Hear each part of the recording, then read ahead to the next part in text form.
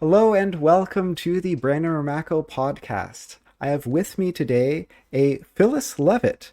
She is a psychotherapist and she recently published her first book titled America in Therapy. Thank you for joining me.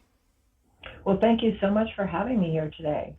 So I was thinking maybe to start, you could give us a bit of history about where you come from and your education and how you got the idea to write the book. Yeah, well, I grew up in New Jersey in the United States and went to college. And at a certain point in my adult life, I realized that I needed some healing myself from some traumatic things that had happened to me in my childhood that I had forgotten and then began to remember when I was in my 30s. Mm. And so I went to therapy myself, and it was an eye opener for me. You know, people did not really talk about psychology when I was growing up. Therapy, the little bit that I heard about it, was sort of seen as a sign of weakness, Hmm. There was a or stigma. something. It was definitely a stigma. I was not interested. But when I was in my early 30s, mid 30s, I had three little children, and I was really at a very, very difficult time in my life, and I really needed some kind of outside input. And a lot of the people that I knew at the time were starting to go to therapy, and so in my own circle, it had less of a stigma, and I decided to go.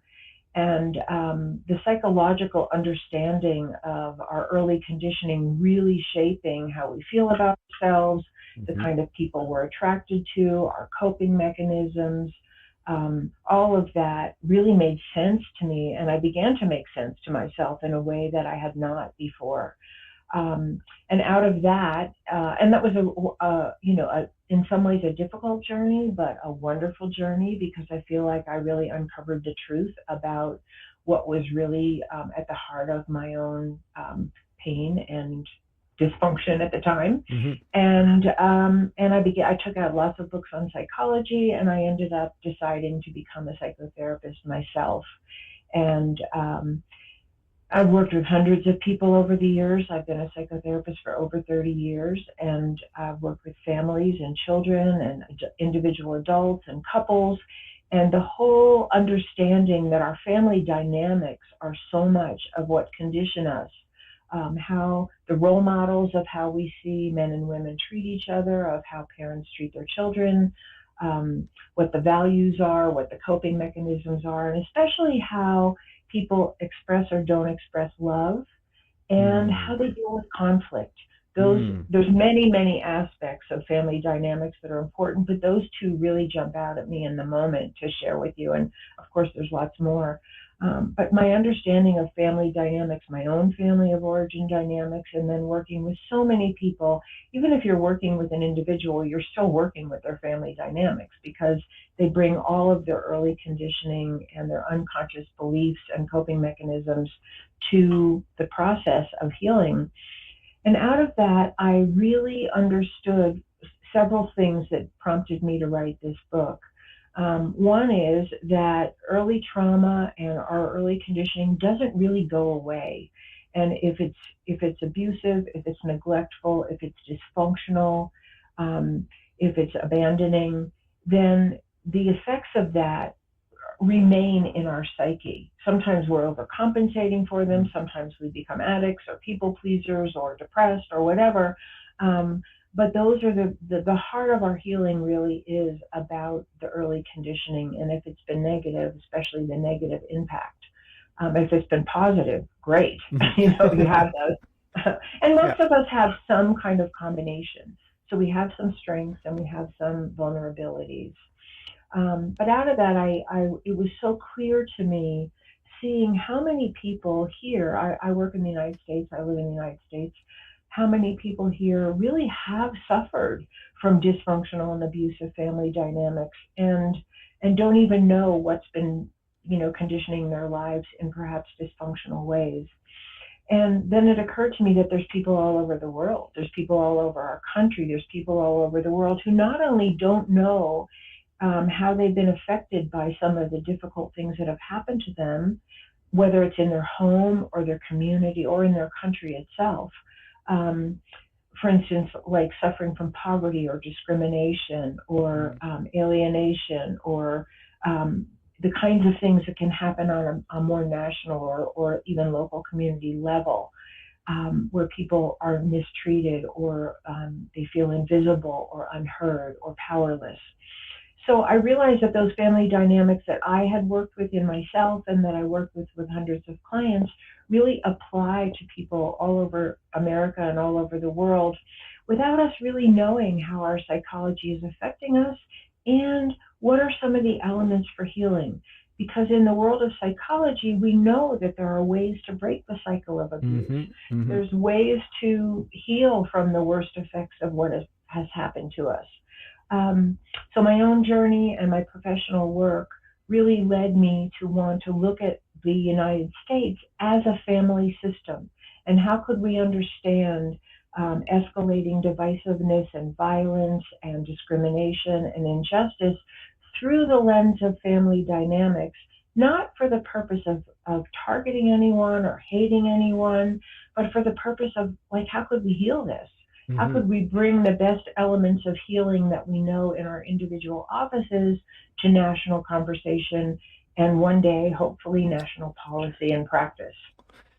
That's an ambitious project, but it has to start. It has to start with people reaching out and wow. So that's healing a nation. So ambitious. But you also sort of mentioned some important things, which has been sort of a theme on my own channel. Is I've interviewed a few counselors and mental health coaches and all sorts, and some people think that, I'm not going to get over this, or I don't need help, or I'm stuck, I'm always going to be this way. And no, it's work to change your psyche, your self-image, to work through cognitive behavioral therapy, to change thoughts, actions, behaviors. Right. It's sometimes not easy, and comes easier to some people than others, but it can be done It with can be work. done. If people listening want to change, it can happen. You sometimes need to reach out and get help from your family, from professionals. Right. What strikes me about your story is, like myself, you went back to school in your 30s to change Right. careers. Right. I also went back to school for myself. I am not in healthcare. I had no interest in healthcare. I had negative interest in healthcare, but I wasn't getting solutions for myself or my family, so I had to learn it for myself. Um, did you have an interest beforehand, or were you like, or were you like, I gotta Well, fix this myself? actually, I didn't have an interest beforehand just because I sort of had a negative idea of Mm, what it meant to go to therapy or even what therapy was. Um, so I didn't really have an interest, and I also had no knowledge. So part of the lack of interest was really not having any awareness of what psychology and psychotherapy really can do for someone. I always wanted to be a writer, so that was always there. And really, all I wanted was to have a healthy family of my own, and it was partly the fact that I wasn't experiencing that with my first husband, who was the father of my children, that brought me to therapy. That what I thought I was going to be able to create as a healthy, loving family was not happening. And that really was the result of my own early conditioning that had kind of unconsciously drawn me to someone who wasn't the right person for me. Um, and so that was that was a big part of the motivation. And I think the fact, and this is, I think, really true for a lot of people, when our present lives fall apart, it often brings up all the mm. unresolved issues from earlier on. And so I was kind of in a perfect storm of that when I finally went to therapy. So my motivation was pretty high. One of the things about investing in health related education is that even if you don't use it professionally, you can always apply it to your personal life. Absolutely. Absolutely. All your relationships, Hmm. whether it's in your home or your business or your place of worship or your community, whatever you do. So I often recommend people, if they're interested. There's so many online courses, and the price keeps on coming down, coming down, coming down. If you're interested in taking a course, take some health related courses, because it could help you. You can coach your friends. You can. Hmm. It's quite universal because everyone around you is a human, and if you learn about the human body and the human condition, it's going to Right. help you the rest of your life and help your loved ones. Absolutely. And I'm in the process of developing some courses out of the principles of my book. And I already have one free offering on my website. It's called The Six Secrets of Repairing Relationship After Conflict. Wow. And that's a whole chapter in my book that I actually expanded for this free mini course that I created. So anyone who goes to my website, which is just my name, phyllisleavitt.com, can sign in and get that free course. And I've talked quite a bit about those principles because they also apply to a country. They apply to not just us as individuals or families, but to communities and larger organizations, businesses, and nations. So, we can bring some of these healing principles to our largest positions of authority and our largest institutions if we have the will and the knowledge to do it. And I do want to delve into that type of healing, but to write a book also, like I wrote my first book recently. It's like I'm looking in a mirror here, maybe, Right. and um, okay, I have all this knowledge. How can I help people outside of my clinic? How can I help the world? Uh, Right. and I guess I have to write a book. I didn't Right. want to write a book. I had to. You actually had a dream to write a book, and so many people say they're going to write a book and then they don't do it. So in a way, you're one of the few people who said, "I'm going to write a book. It's my dream to write a book." And so many people even retire and they're like, "Nah, I don't have the energy for it anymore." And Hmm. like, did you was there resistance, or did you always know, okay, now is the time to write my book? No, I don't think there was resistance. I actually had tremendous motivation to write the book. And I think one of the things that you said really applies to me, and that is because of the help that I received and because of the difference, the vast difference it made in my life. Um, I I think it's just for many people, I think that's true. Is like when you really receive something, you want to give it. Mhm. And I think that was always my impulse. Writing the book was a true labor of love. I wrote 120,000 words. I had several very detailed chapters all written. And then I kind of was like, I don't know how to make this into a book. I don't know what to do with what I've written. So I looked around, I found an amazing editor. I rewrote the entire book from scratch, according to, really listening to her coaching, which was excellent.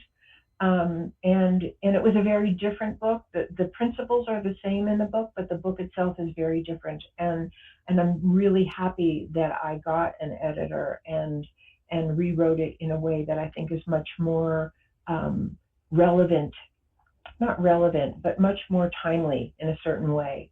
Because I did a lot of research for this book that I hadn't originally done. So it was really a labor of love, and it was an incredible labor. And there were moments where I thought, I'm not going to be able to do this. But I pushed through because my motivation was really high. So now we can finally get to the main event. Okay. So, healing a country, healing people. So I have a bit of a story. Now I lived in the States. I lived mostly in either Portland, and a little bit in Austin. And in the time of Trump campaigning, I was still in Portland at that time. And Portland is a little crazy, on the Democratic side. And people did not share political opinions that went to counterculture unless you wanted to get in a fight. And there were fights every weekend downtown continuously. If you wanted to fight, all you had to do was put on a "Make America Great Again" hat, and you would get in a fight. And these fights were often 100 versus 10. But the people wearing the hats were looking for a fight. It's Right. just what wasn't, people weren't getting along. People, tensions were high.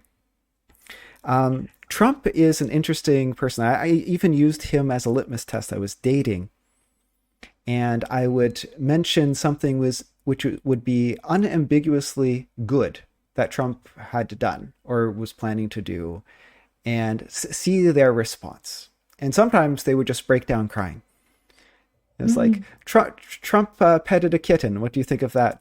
Oh, that misogynistic. He's just trying to seduce the cat, or like I don't know what was going on in their mind. I'm sure he would strangle the cat later, or like he's some sort of demon. Um, Mhm. it was like I can't believe you would say that. That has to be a lie, or that's just marketing spin. There's no way he could like a cat. Everyone likes cats. He's human. And he had, you might not know this, but he had his own YouTube channel before running, which is now taken down. And I followed some of his early interviews because I had invested interest because he was going to change immigration and being an immigrant in the States. I was very interested into what changes he would enact. And it was actually hard to find news of what he was planning because, of course, all the sound bites were of trying to spin something negative, spin something positive. So Trump, a very naive guy, very like I can fix everyone's problems, sort of like what I said before. I can fix all the problems. I'll Mhm. just do this. I'll just do that. And I'll wheel and deal. His art of the deal is basically being really friendly to people if they work with you and being really mean to them if they don't. And if you that's his art of the deal. It's really simple. You see it the way he operates. Um, so, oh my goodness, he wants universal healthcare. He desperately wants universal healthcare. How dare the United States, as rich as it is, have people who go into poverty, start living on the streets because they can't afford to fix a broken bone in their arm? How can that happen in his America? He wants universal health care. And if you know about the cost of healthcare, the US pays more per capita currently without having universal healthcare than most countries with universal healthcare. So Right. how he's like, how does that work? As a business person, how does that work? But once he's in office, he doesn't have the support of the people. He just has the support of, he has to wheel and deal with these Republicans who are the only people who talk to him.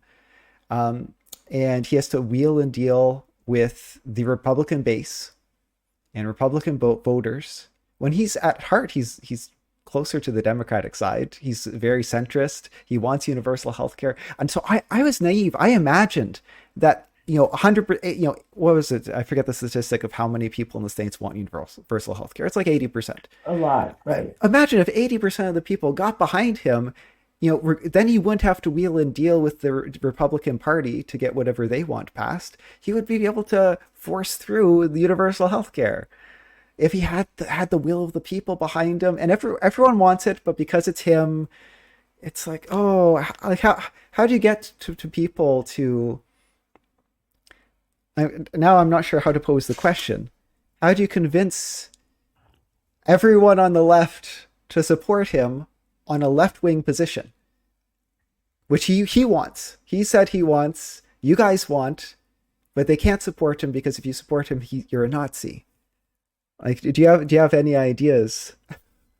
Maybe it's a tough Well, question. I mean, I don't have an answer to that particular question, but I think the answer lies for whatever the issue is, whether it's healthcare or immigration Mm-hmm. or, um, you know, some issues about the economy or how we fund education or our international policy with other countries, whatever it is, to encourage and demonstrate and role model open conversation, open, tolerant, inquisitive, curious conversation, even when we disagree. Because one of the hallmarks of a healthy family is that conflict does not result in violence, whether it's verbal violence or emotional violence or physical or sexual abuse or someone being ostracized.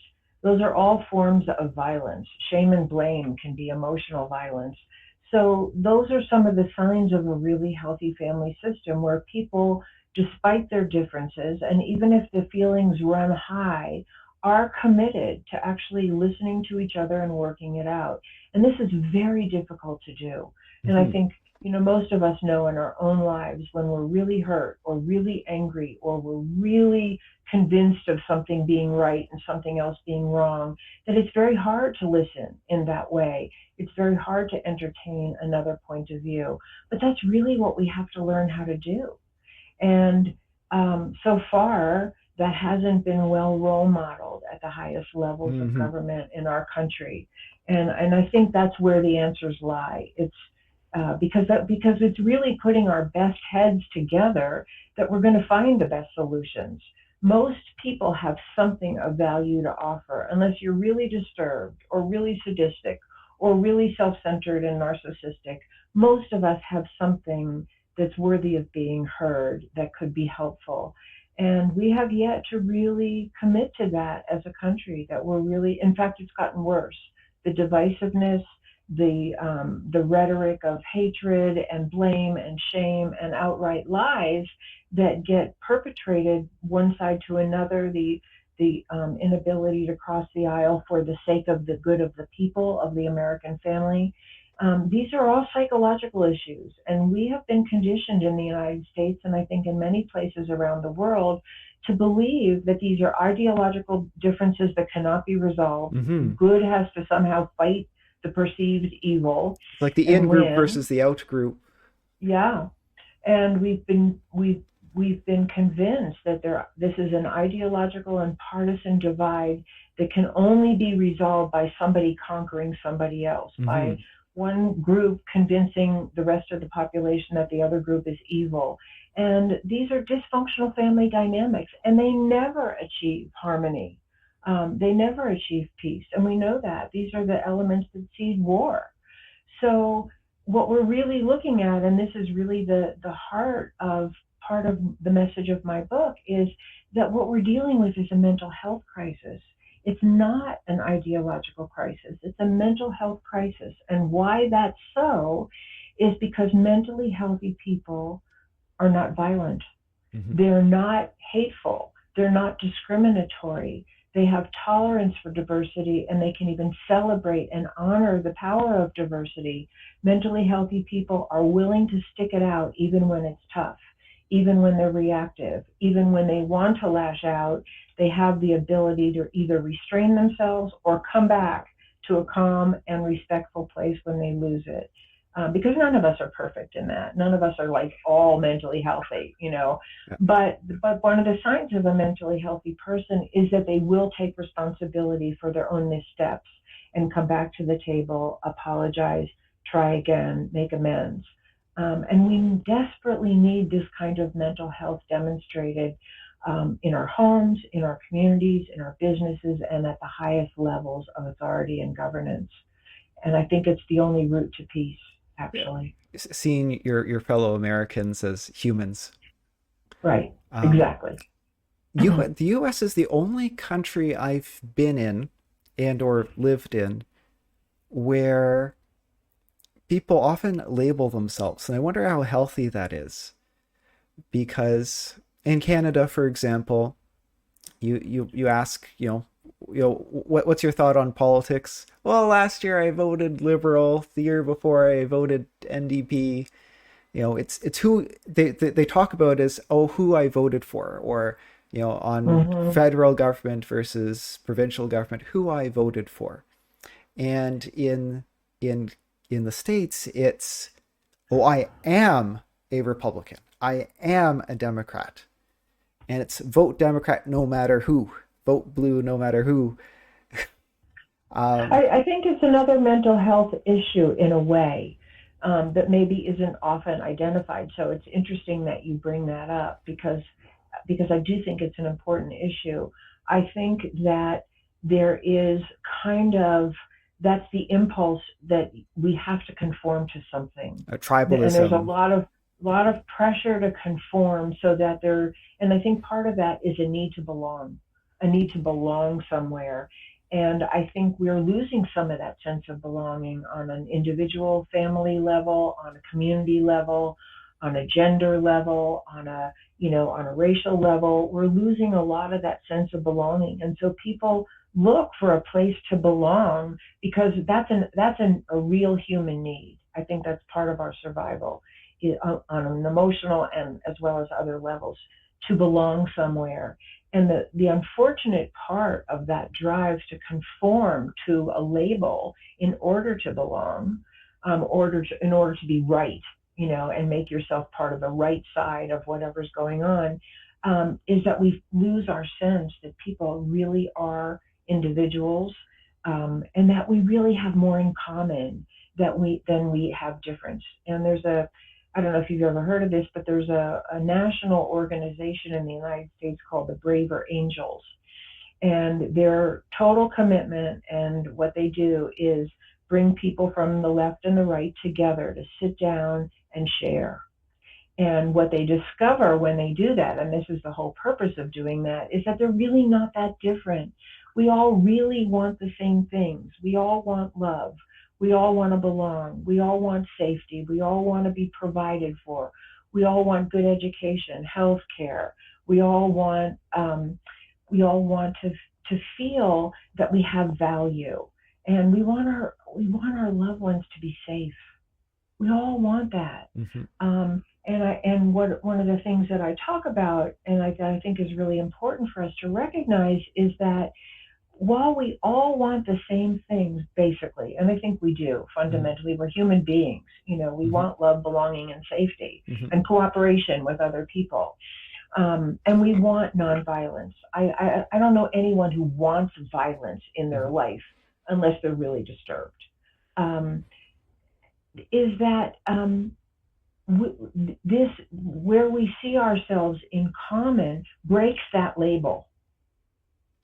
I was thinking about this when I was thinking about the Olympics. We cheer for our team. We don't ask who's red and who's blue. We just admire someone for their skill. And that's that lens that we've lost when in an abusive system we're encouraged to be divisive and label people and no longer see them as human beings who are very, very similar to ourselves. So yeah, I think it's a dangerous psychological phenomenon. So I think we might wrap it up here. Do you have any closing statements? No, if you have a question, I'm happy to answer it, but I appreciate the opportunity to share a little bit about where I come from, what I'm up to, and what my book is about. And I guess I would love to say, please visit me at my website, which is www.phyllisleavitt.com. And I think until August 22nd, the ebook version of American Therapy is on sale as a special offer for just 99 cents. And then after that, it'll go back up. But do you want to outline maybe the chapters just to give people an idea? Or the book goes very deep into my experience as a psychotherapist. So I talk a little bit about where I came from. I talk about what I see going on in the United States through the lens of healthy and unhealthy family dynamics. I talk about what I said, the principles of repair, because that's a big part of how do we all participate in this? If I work out some of the issues in my own life, is that a contribution? Absolutely, yes, it is. So I think we want to feel like we don't have to have national influence to actually be of service to the healing of our country. And I talk about, what's going on here from a mental health point of view. I talk specifically about the issues of our idealization of independence as opposed to acknowledging our dependence on one another and our interdependence with each other and the world. I talk about a lot in depth about issues around power and how we deal with power in healthy ways and in unhealthy ways that are destructive. I talk about competition and cooperation. And then I have these, probably leaving some things out, but I have this whole issue on the elements of repair that we can all implement in our own lives. And then the last 3 chapters are looking at our country and the necessity for safety, peace, and love. Because I really believe that love and safety and peace have to be at the top of our national agenda if we're going to shift what's going on in our country today and really around the world. That's it in a nutshell. Well, a good message. And it sounds like reading it, you're really informing yourself about your own relationships, because it's about fixing local relationships and yourself to fix the country. And it's Right, aspirational. You hope that this trickles up to our role right, models and to our right. politicians. And let me just say, it's not an academic book. I wrote the book for the layman because I don't think some of the basic elements of psychology are common knowledge. So the book is a combination of a little bit of my own story, lots of client case studies, and professional observation, and it's very readable. So I just want to say that it's not written for an academic. Perfect. Actually, that's an issue for my book as well, because I wrote it for the layperson as well. But some Uh people are huh. like, "Oh, is it a textbook?" No. Right. What's your book? Pain is not a life sentence. Beautiful. So Wow. it's about sort of becoming an advocate and to self-manage and sort of understand your own sources of pain and or the possible sources of pain. It actually it's not a quick fix book or all everyone's pain is this, everyone's pain is that. It Right. is so I'm a musculoskeletal medicine or neuromusculoskeletal medicine Oh. specialist, which is a Oh. specialist in diagnosis and management. Wow. So honestly, through reading this book, you may know more about you'll probably know more about your pain than your doctor does. Maybe more than your Wow. surgeon does. Maybe more than your physiotherapist does. Um, because Excellent. yeah, and you have to be an advocate for yourself. You might not know you Hmm. have a bad doctor, and the book sort of tells you how to spot a bad physiotherapist, a bad chiropractor, a bad doctor, Wow. so you can find a better one. And then maybe with the Great. better one's help, you can get over your pain. So many people, oh, I tried physiotherapy. And then you hear the physiotherapist just put a hot pack on them. Well, Hmm. but they didn't know any better. Like, Right. Right. so that's what my book is about. Thanks for asking. Wonderful. That's wonderful. That's wonderful. Thank you. And thank you, audience, for listening to us. I wish you guys all the best. Cheers.